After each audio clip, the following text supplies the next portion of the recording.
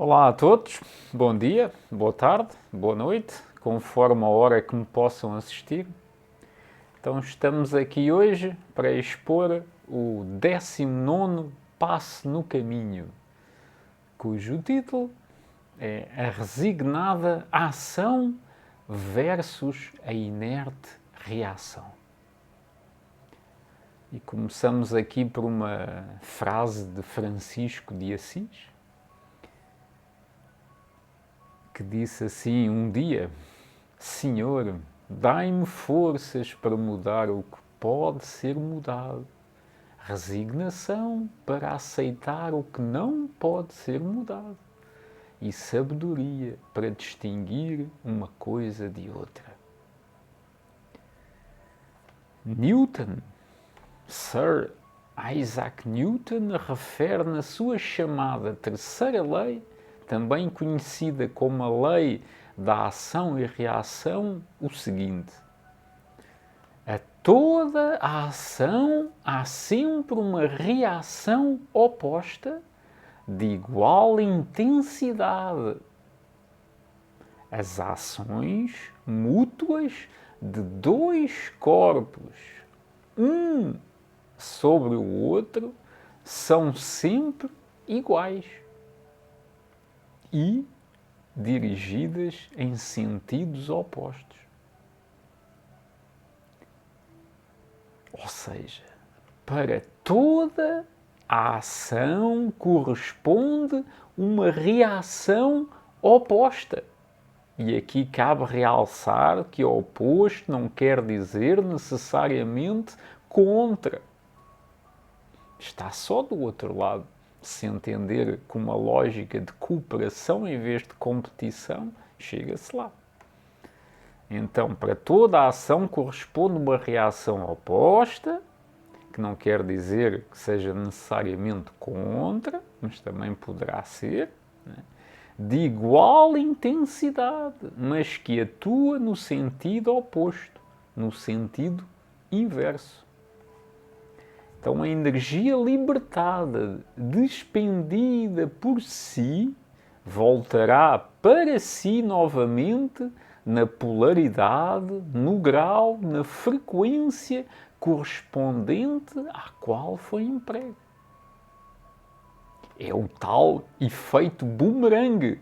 Aquilo que você envia para o meio, sejam coisas positivas ou negativas, algo equilibrador ou desequilibrador, todas essas mesmas coisas retornam para si em forma de reações. E como constatado no último passo, através da sublei da abundância, provavelmente chegarão com uma maior intensidade. Ou não, digo eu. Então, se criar uma obra de arte, essa beleza retornará para si em forma de deslumbre, por exemplo. Né? Crie uma aberração e ela retornará para si em forma de nojo, de repulsa. Ou não? Então, e pelo meio, Newton ainda coloca que ninguém é vítima. Ou seja, as ações mútuas de dois corpos, um sobre o outro, são sempre iguais. Então, a culpa será sempre de ambos. Cada um deveria assumir as suas próprias culpas. Tanto o que agiu como aquele que reagiu. Ou seja, a toda a ação corresponde uma reação, ou várias, quem sabe, o caso, do mesmo modo, do mesmo padrão, da mesma medida, da mesma forma, na mesma direção, direita, esquerda, cima, baixo, frente, atrás, mas em sentidos contrários, opostos, Mas aqui, quando se fala em oposto, a pessoa pensa logo que é do contra. Não. Está só na outra barricada, mas continuava a ser o irmão. Ou deveria. Então, há realmente que refletir sobre. Você quer mesmo agir? Vale a pena colher essa colheita plantada? Pelo menos tenha a consciência que toda a ação irá inapelavelmente despolutar uma reação. E como adenda a esta lei, ainda acrescento que provavelmente de cada vez mais nesta sociedade são reações a provocar e a gerar reações. Ainda é mais complexo, mais desequilibrador. Já não é uma ação consciente, que pelo menos parte daí, e o outro reage a uma ação inconsciente, mas sim, já é uma reação que parece, como tudo hoje em dia nesta sociedade, parece, não é, mas parece. E então, uma reação a gerar outra reação, que vai gerar outra reação, e sempre tudo a reagir. Ninguém age, só reage. Enfim, continuando. E mesmo que possamos agir de uma forma coerente e consciente, sempre estaremos a despolutar uma reação. Então, a criar um efeito para atrair, para fazer chegar algo ao nosso caminho, à nossa vida. E se essa reação da coisa, não é, de um outro corpo não lhe agradar? Se não corresponder às suas ilusórias expectativas? Irá então também reagir e de forma indignada? Através das suas memórias incutidas por outros ou pela sociedade? Mais trabalho chegará, mais a fazeres, mais pontos de atrito, contacto. Então não esquecer jamais que o inferno, o desequilíbrio mental, a maioria das vezes iniciou com uma simples e aparente boa intenção.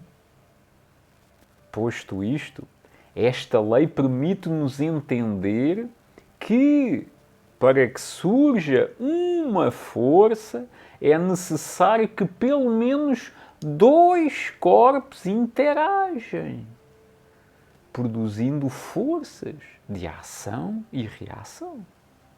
Além disso, é impossível que um par de ação e reação forme-se num ou em um mesmo corpo.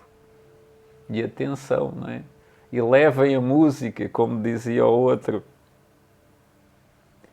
E aqui surge o paradoxo. Mas, não é? Apenas para aqueles que realmente não querem entender a dualidade. As forças de ação e reação não se equilibram e não se anulam, pois serão aplicadas em corpos, naturezas, substâncias diferentes. Não são da mesma natureza, da mesma substância. Mas, como tudo, há sempre um mas.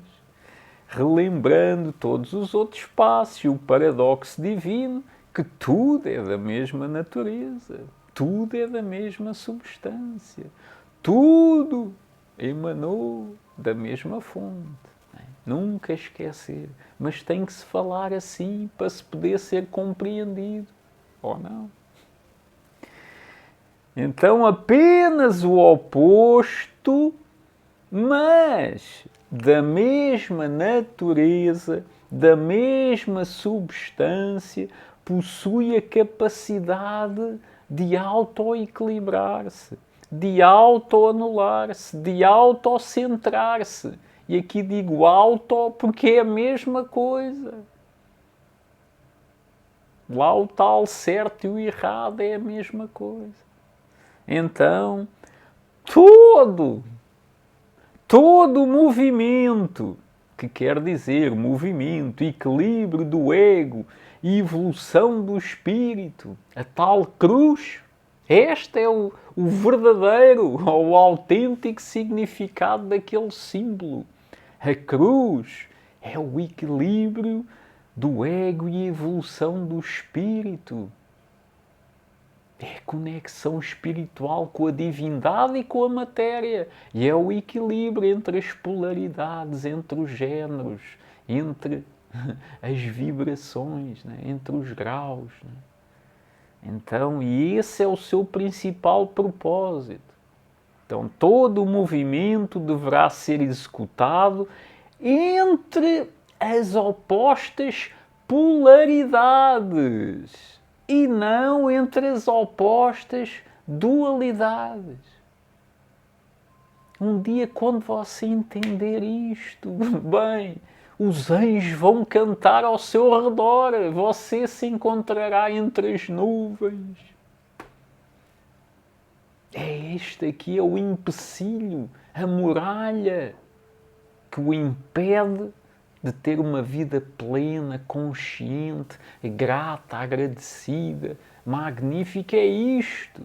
Quando entender o que é polaridade e dualidade, mas poderá nunca entender ainda aqui nesta existência. Eu começo, às vezes, a achar mesmo isso. Não é? Pode ser um simples achismo que ninguém, ou que imensos não vão entender.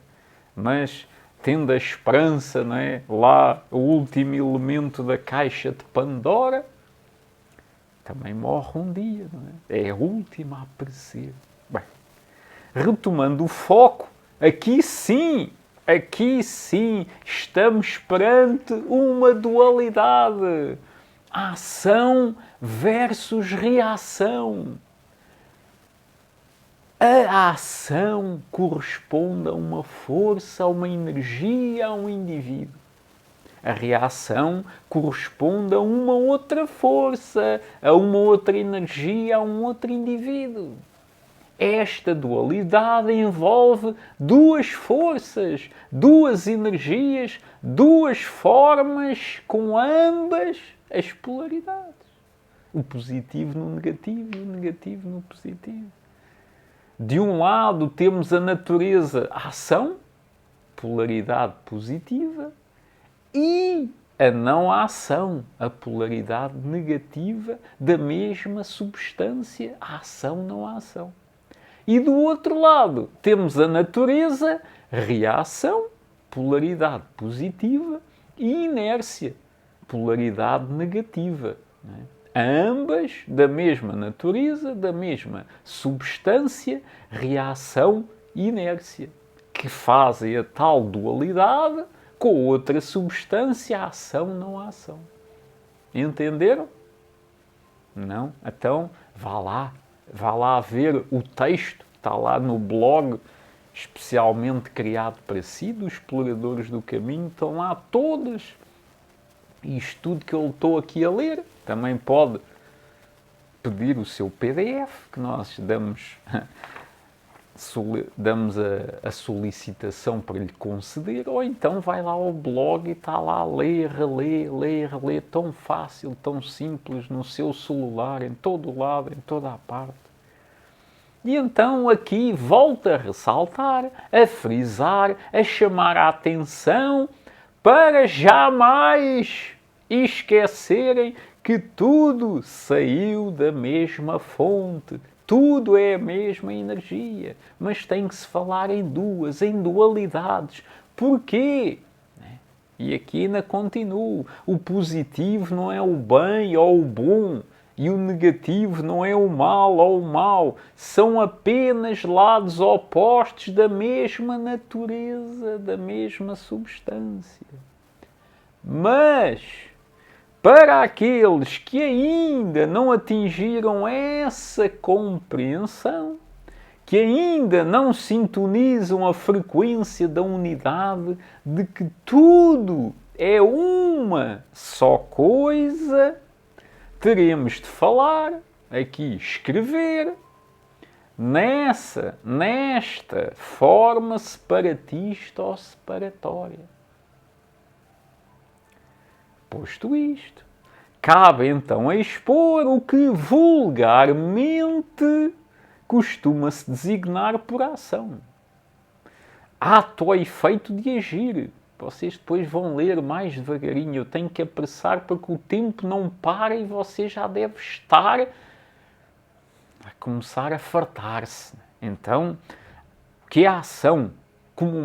Comumente chamada ato ou efeito de agir, tudo o que faz, um ato, um feito, uma obra, a manifestação de uma força, a operação de um agente, maneira de atuar, atuação, comportamento, desempenho, procedimento, processo de desenvolvimento de um plano, a ação governativa ou um plano de ação, capacidade para agir, dinamismo, energia, iniciativa, movimento ou atividade para obter determinado resultado, influência, efeito ou manipulação sobre algo ou alguém, atuação de uma força militar, combate, luta, no cinema, na televisão, na literatura, quer dizer o desenvolvimento das peripécias de um drama ou de uma narrativa, início da filmagem de um plano.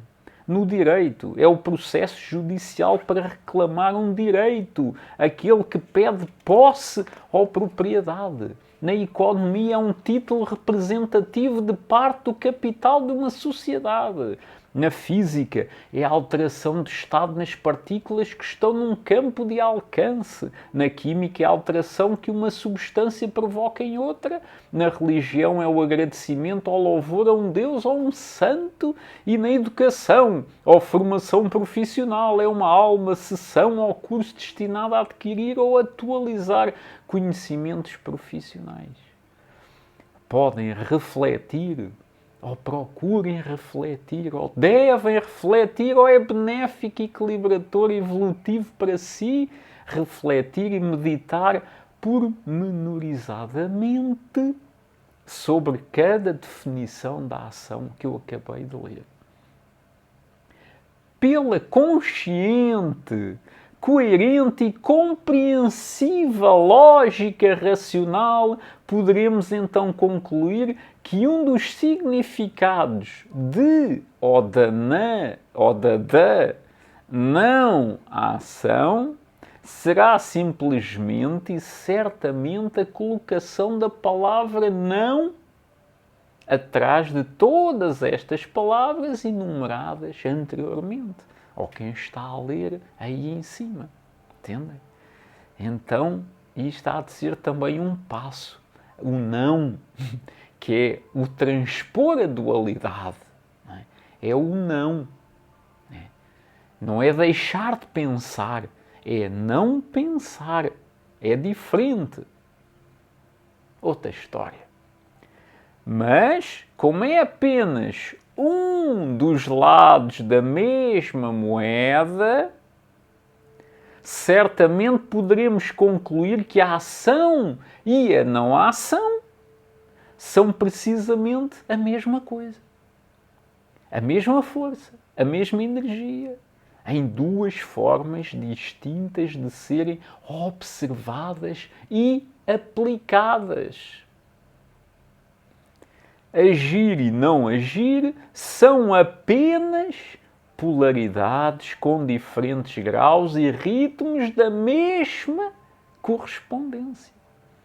Agir é estar pronto, é vigiar, é observar, é ser uma testemunha para entender e compreender quando terá inevitavelmente de não agir.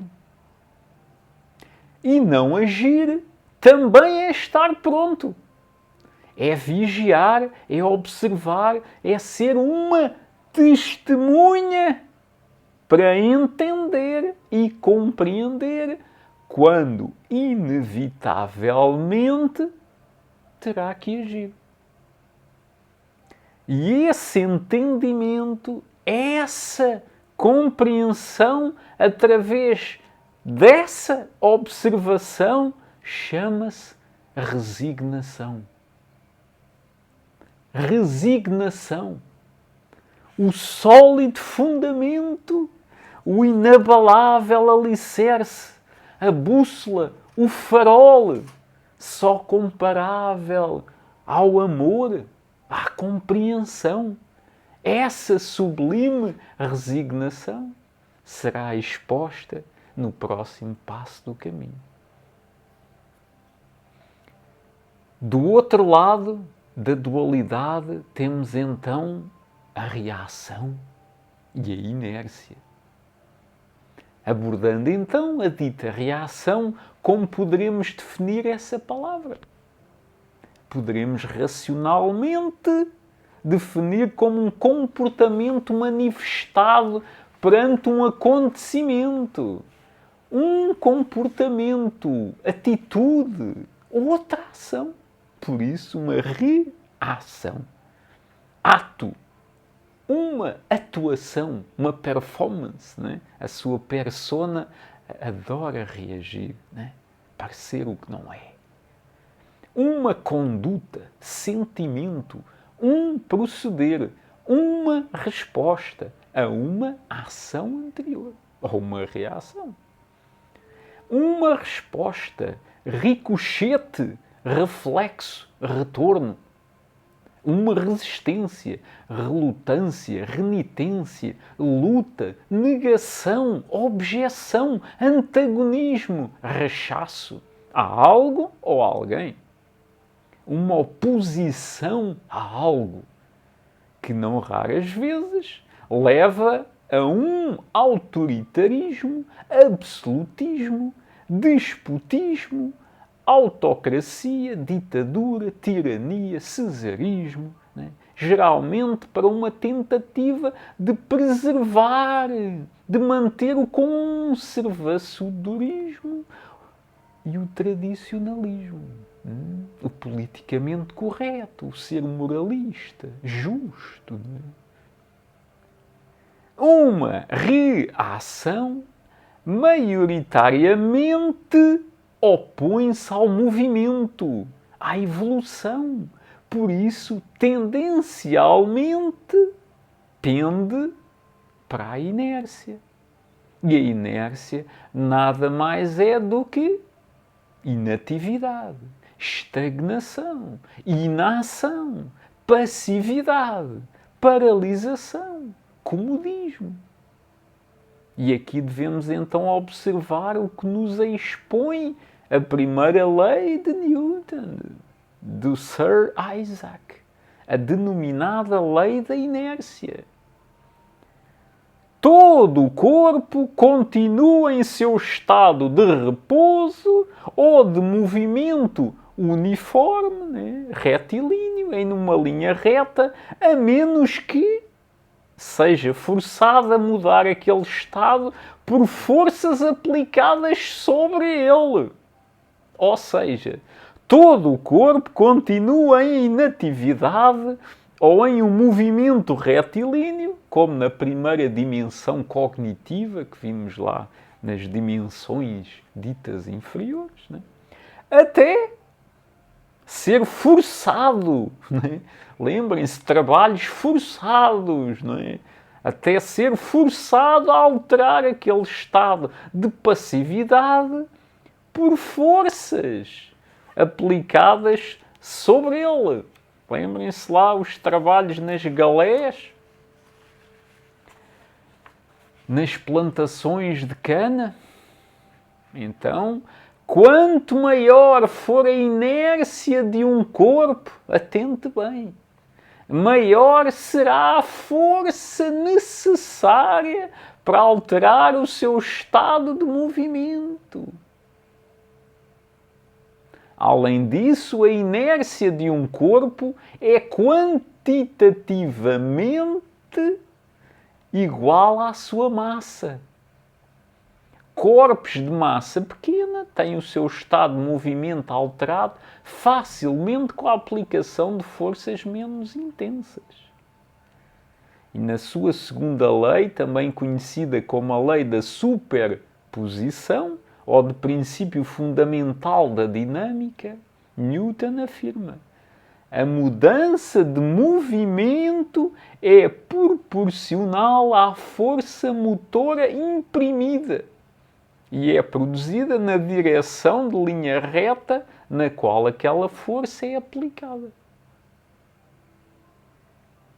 A nada ou ninguém é-se permitido permanecer inativo, passivo, inerte. Quanto maior for a sua apatia, quanto maior for a sua estagnação, maior será a força exercida sobre si para o levar a alterar esse estado.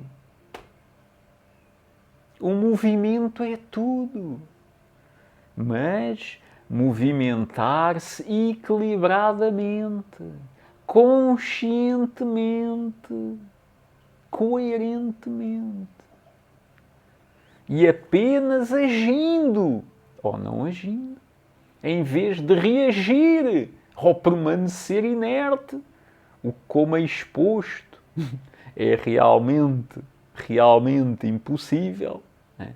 Porque você nunca está inerte, né? Mesmo parado, amarrado, ainda pensa, ainda sente. Portanto, nunca é uma inércia total. E nem a rocha, como vimos também lá noutros passos, é inerte. Tudo tem a sua vibração. Mas tem que se falar assim para se entender. Então, quando você é ou está coerente, equilibrado e consciente, você age. Ou primeiramente não age. Quando você é ou está incoerente, desequilibrado ou inconsciente, você reage ou permanece inerte. Qual das duas? Né? Venha ao tal do diabo e escolha. Ora, e já sabemos o que é inércia, ou que a inércia atrai através da sublei da atração, certamente tudo aquilo que for necessário para você, infelizmente, para quase toda a humanidade, apenas reagir. E praticamente, a reação sempre conduz de uma forma, ou sempre se conduz de uma forma leviana, irrefletida, impaciente. Sempre em um estado de urgência, atrapalhado, agitado, sempre em alvoroço, imprudentemente, loucamente. A reação é temerária, afoita, acelerada, estouvada, quase sempre irresponsável e impetuosa, fácil. Leva-nos, não é? A tal da Maria que vai com as outras. Leva-nos à azáfama, à atrapalhação, ao stress e, consequentemente, à depressão, através do pêndulo. Ela é ansiosa, despropositada, agitada. E, novamente, como é exposto anteriormente, tudo isto também define o outro lado da moeda, a inércia, que é precisamente o mesmo que a reação, mas no seu lado negativo, não mau. Comece já aí com as suas histórias. E que cada lado volta a dividir-se em dois lados, positivo e negativo. E assim há de infinito, há de eterno. Sempre haverá algo de positivo no negativo e vice-versa. E Newton continua na sua primeira lei a anunciar: a menos que haja alguma força resultante não nula, incrível, fabuloso, sobre um corpo, esse deverá manter-se, permanecer em repouso ou se mover ao longo de uma linha reta com velocidade constante, sempre ali. A menos que haja alguma força resultante não nula. A lei da inércia também explica o surgimento das forças inerciais. Isto é, as forças que surgem quando os corpos estão sujeitos a alguma força capaz de produzir neles uma aceleração. Um doping. Ou seja, apenas se uma força nula, neutra, centrada for aplicada, esse corpo poderá sair da dualidade. Apenas no equilíbrio e na evolução consciente, coerente e compreensiva, um corpo poderá ser transmutado, transcender a dualidade da reação inércia para a ação, não a ação. Puxa, fabuloso, brutal. Se não for através da neutralidade, da nulidade, da força centrada, jamais sairá das polaridades reação e inércia, ou com grande dificuldade. Sempre forças, entidades, espíritos inerciais o levarão a reagir e voltar à inércia. Esse é o karma auto-infligido.